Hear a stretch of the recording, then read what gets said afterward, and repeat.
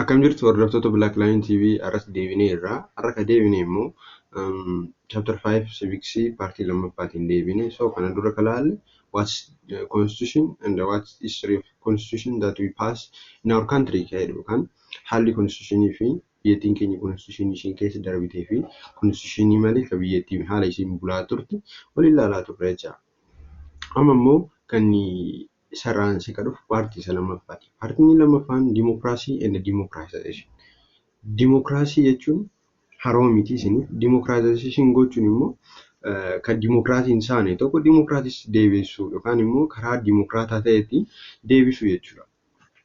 So jechi dimokiraasii jedhu maalidha? Seenaan isaa kana jedhee isiniif himuu hin barbaadu. I think kaleellee isin himaa ture jechi kun isiniif haarawaa miti. Haa ta'uti leevilii ammarra jiru kanaan yookaan isinirra jirtan kanaan maal isin barbaachisaadha dubbiin? Akkamitti hubannoo keessan bal'isuu dandeessanii? Kanaaf immoo asirratti sirriitti ilaaluudhaaf ni yaalla. Subscribe, like, share gochuu keessan dagatina. Commentii jala maal asirreessinu kamtu isin jalaa bade kana dogongortanii jirtu kana nu sirreessaa gaafii qabdan gaafii feetaniin karaa telegiraamiitiin gaafii gaafachuu dandeessanii waliin mari'ataa hojjenna. Hayyee subscribe, like, share gochuu keessan dagatina. So toopikii keenyatti yoo deebinu dimokiraasii jechuun maalidha? Ka jedhu dhiifnee value and principle of democracy itti ceena. So democracy is a popular political notation in today's world. Fair, free election are prerequisites for democracy and the rule of law. Addunyaa marra jirru kan inni guddaan addunyaan kan irratti bulaa jirtu kan sooshaalistii irraa kooministii irraa adda ta'ee kan dhufe democracy. Democracy'n kun addunyaa irratti bakkee baay'eetti kan babal'atee jiru ta'a. Haa ta'uti democracy tokko dimokiraasii biyyattiin tokko keessa dimokiraasiin jira jechuudhaa fi prerequisite godhanii kakaan yeroo baay'ee filannoo haqa beessa yeroo isaa eeggatee kan adeemsifamee filatamu yookaan gabarmentii tokko hundeessuudhaaf fair free election kan nu barbaachisu ka ta'udha jecha. So respect of fundamental freedom and the fundamental right of election, the citizenship participation, equality so rule of law jedhama. Maal jechuufi dimokiraasiin inni guddaan hojiin dimokiraasii kan dhaabbanni dimokiraasii kan saba inni dhaabbatee fi haalli yookaan kaayyoon isaa maalidha akka jennee gaafannu taanaan inni deebii kan laatu freedomii namoota eeguudha. Freedomii namoota eeguu, raayitii namoota eeguu, electionii, citizenship participation yookaan hirmaannaa uummataa, equality, rule of law kana kan jennu kun fundamentalidha. Democracy respect godhu keessa equality ni godha, freedom ni godha, rights ni godha, hirmaannaa uummatas ni jajjabeessa jecha. So democracy ni boka jajjabeessu keessa separation of power. Powerii separationitiin amantii qabaa jechuudha. Kana jechuun maal jechuudha? Separation of power, democratical pluralism and the multi-party political system are principles of democracy. Principally democracy keessa inni immoo multi-party system. Paartiiwwan tokko ala yookaan baay'inaan tokko walii jiraachuu hirmaannaa yookaan filannoo uummataa akka cimu ka taasisu keessa inni tokkodha. Democracy pluralii ta'uu qaba jedhanii amanu. Pluralii jechuun multi jechuudha. Poweriin separate ta'uu qaba. Poweriin bakkee tokkotti maqamee taa'uu hin qabu, faffaca'uu qaba an jedhudha jechuudha. Sarraansee ka dhufu democracy'n maalidha? Ka jedhu principilii isaa xixiqqoo tuttuqnee ka laalle gaatee amma ansee ka dhufu maalidha?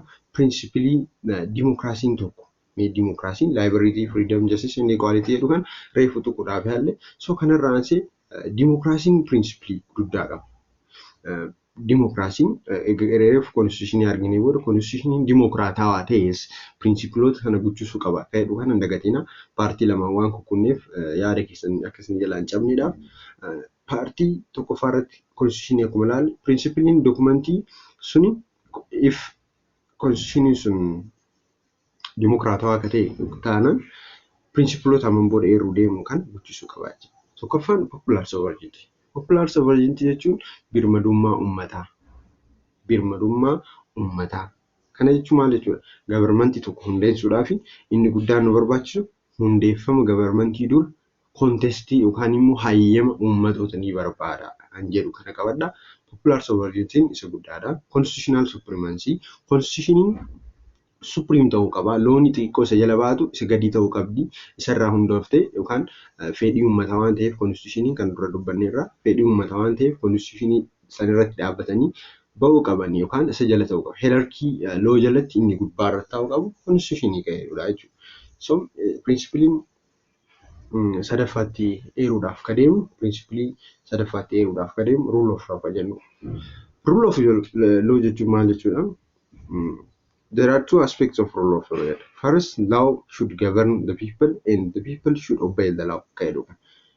Rule of law jalatti inni tokkoffaan ka beekuu qabdanii loon uummata bulchuu qaba. Uummatis loodhaaf fayyamamuu yookaan fedhii agarsiisuu qaba. Lamaffaan law must be capable of being obeyed. Good law. Kana jechuun maal jechuudha? Loon immoo isarraansee capable ta'uu qaba yookaan immoo ka uummataan wal simu ta'uu qaba. This made the rule of law different from the rule of man. Rule of law rule of man irraa yookaan immoo nama tokkoon buluurraa kan isa adda godhu maalidha? Rule of law hojii inni guddaan rule of law haala heerri yookaan biyyattii konstitushiniidhaan kan raawwatamu ta'a. Rule of man immoo karaa fedhii namichaatiin kan raawwatamudha jechuudha. Sanirraan seqalu secularism. Secularism jechuun amantii fi poolitikaan adda ta'an jechuudha. Politics and amantii charchii yookaan moskiin adda ta'uu qabdi. Bataskaanis ta'e, charchis ta'e, mana maskiidaas ta'e, mana amantii itti waaqeffatamus ta'e, guddaan amantii fi governmentii adda ba'uu qaba. Inni principally secularismii principle of democracy jalatti karamadamu ta'a jechuudha. Achirraansee separation of power reefus eerree turre separation of power jechuun poweriin qoqqoodamuu qaba. Bakkee tokkotti centralized ta'uu qabu. Poweriin qodamee gahuu qaba ka'eedha. Poweriin gahee nama tokko qofaan kan taphatamu miti namoota baay'eetiin taphatamuu qaba. Achirraansee fair and free election. Fair, free and predictable election kan qulqulluu ta'e kan amantimmaa qabu kan yeroo isaa eeggatee kan jennu sanii jechuudha. So electioniin yeroo baay'ee yoo adeemsifamu inni guddaan kan laaluu qabdanii electioniin tokko dimokiraatawaadha jechuun fair free fair election kennu. So fair predictable election kun the principle of democracy jala inni tokkoffaadha jechuudha. Isarraansee principaliin dhufu majority rule and minority right. Warrooti sagalee guddaa qaban ni bulchu, warri sagalee xiqqoo qaban immoo raayitii qofa qabu an jedhudha. Bulchuu hin danda'ani garuu raayitii qabu jara protect gochuudhaaf warri majority rule sun dirqama qabu jedhu sanii wal qabsiifnee deemuu dandeenya jechuudha. So majority rule kan jennu kun maalidha? Sagalee guddaa kan argate 50+1 akka jennu sanii namni sagalee guddaa argate biyya bulchuu danda'a. Kan sagalee guddaa hin arganne immoo biyya bulchuu hin danda'a. Kan raayitii qaba. Bulchuu hin danda'u raayitis qabu danda'a. Achirraansee protection and promotion of human rights. Dimokiraasiin inni guddaan dimokiraasii guddaa ta'uu danda'a. Dimokiraasiidhaaf onni kun yookaan pirinsipilii dimokiraasii keessatti inni guddaan kun jedhee fudhatamuus danda'a yookaan isin yaada keessa meera ani akka kiyyatti kun guddaa yookaan dimokiraasiin inni kan fedhe keessatti inni guddaan kana. Dimokiraasiin egaa dimokiraasii jechuun pirinsipilota irraa amma horii eerree san kabachiisuudha. Egaa jennee booda ansii ka dhufu protect nu godhuu qaba. Protect raayitii keenya inni to'atu qaba. Raayitii keenya promote nu godhuu qaba. Raayitii keenya akka fayyadamnu nu karaa banuu qaba. Akka namni bos nu miinne protect godhuu qaba. So human rights and protection of human rights. Human rights maali ka'e bal'inaan laaluudhaaf deemnu. So protection and promotion of human rights. Achirraansee multi party system. Kanas eerree turre paartii tokkoof lama ol jiraachuun dirqama. Dimokiraasii keessatti paartiin tokko qofa dorgomee dimokiraasii jechuu hin dandeenyu. Kana waliin qabata. This political parties should get equal constitutional guarantee. Keedu kanas ilaala. Political partiin uumamtu paartii hunduu constitutionally eegumsa gahaa yookaan immoo guarantee wal fakkaataa argatu qabu kana wal qabata. Achirraanseen actors of democratization yookaan biyyattii tokko democratize goonu yookaan karaa democracytti qaceessifnu taanaan aktarootni taphatan keessa yookaan qondaaltonni san keessa hirmaatan keessa inni tokkoffaan political partyidha. Lammaffaan miidiyaalee, sadaffaan civil society. Jarri sadantuun actors of democratization keessatti warra aktii taphatanidha.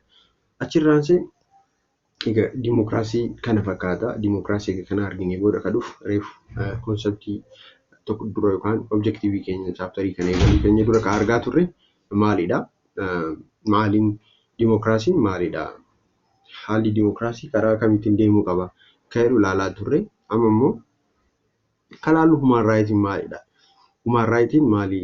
Human raayitiin konseptii isaa tiyoorii human raayitii maalidha? Sababni isaas chaaptarii 5 jalatti waan hiramee fi kun immoo isheen kan qophaa'edha jechuudha. So human rights jechuun maal jechuudha? Human rightiin kan naachuraaliidhaan argatanidha. Namni levelidha ta'uu isaan beekanii akka namni isin irraa hin fudhannes ni beekanii kan laatamus kan fudhatamus kan hin taane uumamaan kan argatan human rights jennee kaa'uu dandeenya. So human rightiin seksiidhaan nama hin qoodu, karalii keetiin sin qoodu, aadaa keetiin sin qoodu, bakkee dhalatteen sin qoodu. Human raayitiin gaheen hin taphatu guddaadha jechuudha. So human raayitiin qonnee ilaaluu hin dandeenye. Nama tokkoof hin lagatamaa, nama tokkoof hin laatamu kan jennu miti. Nama hundaaf kan laatamu human raayitidha. So human raayitiin inni duraa human raayitiin declarate kan ta'e human right universal declaration of human rights article 2 irratti speculate that human right belong to every human being. Akka United Nations declared godheet yookaan human raayitiin akka declared maal jedha? Human raayitiin namoota hundaaf bakkee hundaaf namni bakkee kamittuu ardii kana irratti kan jiraatu kan nama ta'e ilmi namaa ta'e human raayitii gonfachuu qabachuu qaba. Achirraansee without discriminating any kind of such as nama tokko irraa qonnee miti kan kenninu jechuudha. Akkuma reefu yaalle gosa keetiin, kalarii keetiin, seksii keetiin, laangoojii keetiin, rilijiyeshinii, poolitikaalatii dubbattuudhaan amantii keetiin namni si qoodee kan si laatu miti jechuudha. So human rights establish ta'uudhaaf pirinsipilii barbaachisu. Establish principle of human rights kan jennuuni tokkoffaa universalitii qabu qaba. Inalienability namni kamiyyuu sirraa fudhachuu hin danda'u. Individuality and interdependentidha. Human rightiin tokko irraa interdependent kan ta'edha jechuudha. Achirraansee human right are universal jechuun maal jechuudha? Bakkee hundaan ni ga'a jechuu fi addunyaa kamittuu bakkee kamittuu kan dhaqqabudha jechuu fi universal jechuu fi human right are inalienable jechuun namni kamiyyuu sirraa fudhatu, namni kamiyyuu sin laatu kan jedhudha. Achirraansee interdependent and interrelated jechuun maal jechuudha? This means to mean that all rights have equal weight in importance and it's not possible for one to fulfill enjoy any his her without the other. Interdependent jechuun gatiin human right hundi wal fakkaataadha. Tokko miizaana irratti kenne kan wal caalchifnu miti. Achirraansee kan dhufu interrelated jechuudha. Interrelated jechuun tokko guchisuun dirqama. Tokko qofa kennee tokko hir'isuu miti jechuudha. Akkasitti ilaaluu deema. So right, human right and responsibility kenna. Human right jechuun aga kanaan ibsuu gaheellee ammasee kan dhufu maalidha? Human rightiin akkamitti ilaaluu dandeenyaadha. Human rights and responsibility waliin akkamitti ilaallaa jedhu. Human rights involve responsibilities, duty towards the other and the community. Human rights jechaan responsibility and duty namoota eeboodhiif kan isin waliin involve godhatudha. Kan raayitii qofaaf kan isin laatamu miti. Akka namoota eeboos to'attan, akka namoota eeboorraas harka keessan kaaftan kan isin godhudha jecha. Responsibility constitutionidhaan laatamu osoo hin taane kan naturally dhufuun wal qabsiisanii ilaaluun bareeda ta'a. This clearly states that the various human rights instruments and resolutions are issued by UN, including the UN Charter, Universal Declaration of Human Rights. Human rights yeroo baay'ee kan bakkee hiramee jiru keessatti inni tokkoffaa UN Charter jalatti arguu dandeessanii, charsi gootanii Google irratti ilaaluu dandeessanii. Human rights kan inni bakkeen hiramee jiru immoo Universal Declaration of Human Rights kan United Nations kan declare ta'edha jechuudha. So international convent civil political rights jara kana ilaalaa isin sirriitti ilaaluudhaaf yaala. Landmark in development of human rights kan jedhu kan peejii peejii 168 irratti ilaaluudhaaf yaala. Kun moojulii irratti jira. Inni baay'ee barbaachisaa itti hin fakkaanne saniif eeruun feene. So moojulii keessan bantanii ilaaluudhaaf yaala. So achirraansee inni guddaan gaafiin qormaata irratti dhufuu danda'a jedhee kaa'aman kaatagoriidha. Human rightiin categorize goonee kaa'uu dandeenya. Human rightiin universalidha, inalienability, interdependent, interrelated eega jennee kennee booda ansee kan dhufu categorize godhuu dandeenya. First, second and third generation human rights kan jedhu kana walitti qoonnee ilaaluu dandeenya jecha. Amma asirraansee civil and political rights. First, second, third generation eega jennee booda isetti dhufna. Tokkoffaan civil and political rights. Civil political rights kun first generation right. maal jechuudha sanctity of individual before the law and guarantees their ability to participate freely in the civil, economic and political society. Civil right and political right kun akkasitti ibsuu dandeenya. Kun jechuun maal jechuudha hirmaannaa ekonomii, hirmaannaa politikaa, hirmaannaa siviilii keessatti hirmaachuu yookaan politikaal akka ta'e yeroota garagaratti hirmaannaa taasisuu waliin qabatu. First right in civil and political right. Sarraansa second right in social and economical right jennu. Sun hirmaannaa waliin wal qabataan dagatina kun immoo social and economical right jennu. Second economical cultural right jennu. Social economical right kun maal of keessatti qabata? The right to education, the right to wealth, the right to work, the right to fair remuneration, the right to from trade union, free association, leisure time, the right to social security. Okay, dukana wal qabsiifne laaluu dandeenya jechuudha. So second social and economical right in second generation jedha. Ati civil and political right in immoo first generation right jechuudha. Third generation immoo development and economical right kan development and environmental right. Development and waliin hirmaannaa keessan environmentii to'achuu hirmaannaan keessan environment irratti maal fakkaata ala environment protect gootan raayitoota akkasii third generation solidarity jechuun unity jechuudha waliin baanee waliin waa tokko hojjetu fayyadummaa keenyaaf fayyadummaa societyidhaaf kan walii deemudha jechuudha. So development and environmental right jennu kana jecha asirraansee Itoophiyaan human rights system maalidha biyyattii keenya keessatti human rights ishii maal fakkaata jedhudha. Ethiopian human rights jennu kun federal constitution classify human rights as one of its 5 fundamental principles and declaration. Constitution keenya keessatti human rights akka maal godhee declare godhe akka 5 principles keessatti 5 principles constitution keenya qabu keessatti tokkoffaa human rights. Human rights jiraachuun 5 principles of constitution keenya keessatti article inni guddaan artikiloota kana subeetan barbaachisaadha.